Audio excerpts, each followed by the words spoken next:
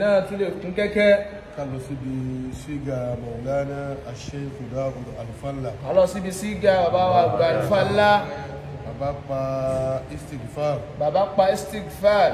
àti kalima la ilaha illallah. àti kalima la ilaha illallah. àti gbólóhùn sabhala. àti gbólóhùn sabhala.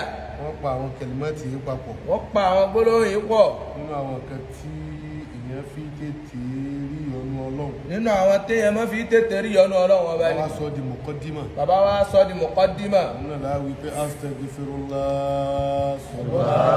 subhanallah walhamdulillah wala ilaha illallah allahu akbar wala hawla wala quwwata illa billahi aliyyil azim adada khalqihi wa rida nafsihi wa zinata arshihi wa midada kalimatihi wa muntaha ilmihi wa mablagha ridah.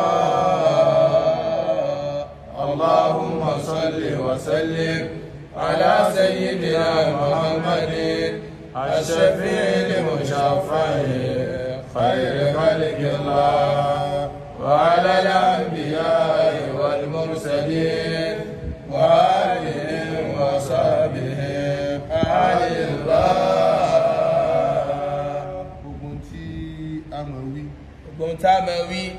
àti kó sínú àwọn kẹlímẹ́ẹ̀tì yìí. àti kó sínú àwọn kẹlímẹ́ẹ̀tì yìí. àti wí gbólóhùn istighfaru. àti wí gbólóhùn istighfar. Ànábì sọ yìí pé ẹ̀dá ò gbọdọ̀ má wí lójúmọ́. Ànábì lẹ́dá ò gbọdọ̀ má wí lójúmọ́ kan. tó yẹ sí pé Ànábì fún ara rẹ̀ gan. tó já sí pé ní Ànábì fún ara rẹ̀ gan.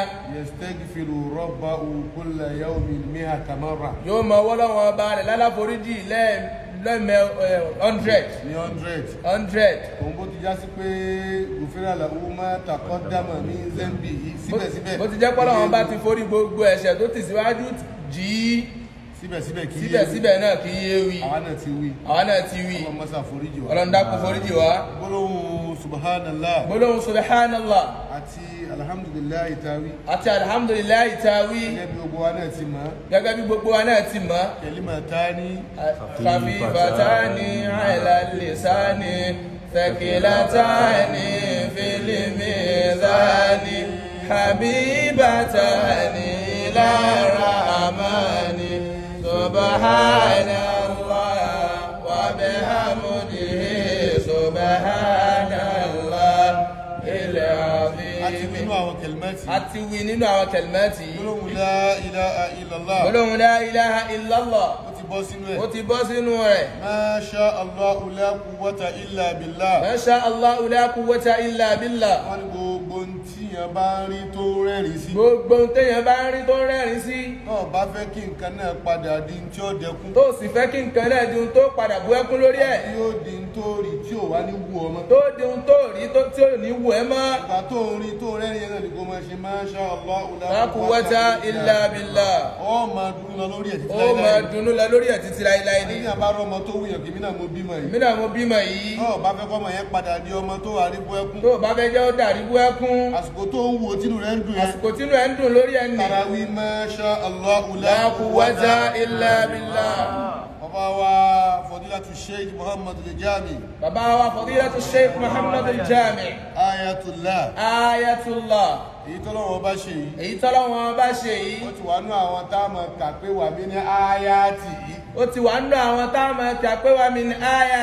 tí níjọ́ tẹ́ ẹ ti bẹ̀rẹ̀. tí gbogbo ayé ń wò pé ọmọ èwo lélẹ́yìn. níjọ́ yẹn ni wà mí ní ayati yìí ti bẹ̀rẹ̀.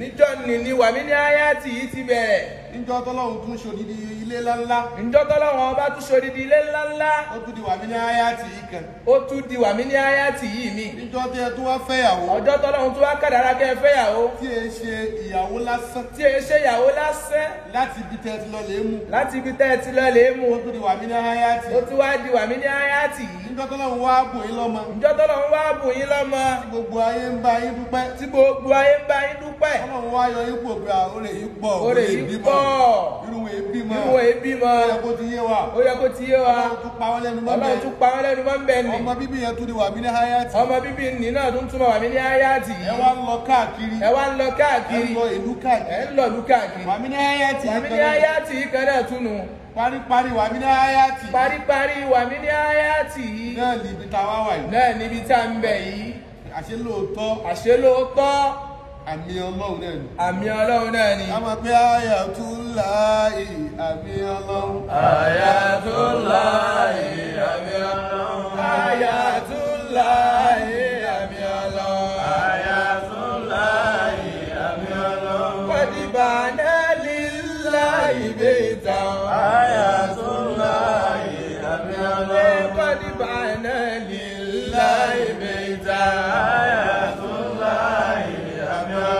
بيت كل المسلمين آيات الله بيت كل المسلمات آيات الله بيت كل المؤمنين آيات الله بيت كل المؤمنات آيات الله بيت كل القانتين آيات الله بيت كل القانتات آيات الله بيت كل العابدين آيات الله بيت كل العابدات آيات الله بيت كل الصائمين آيات الله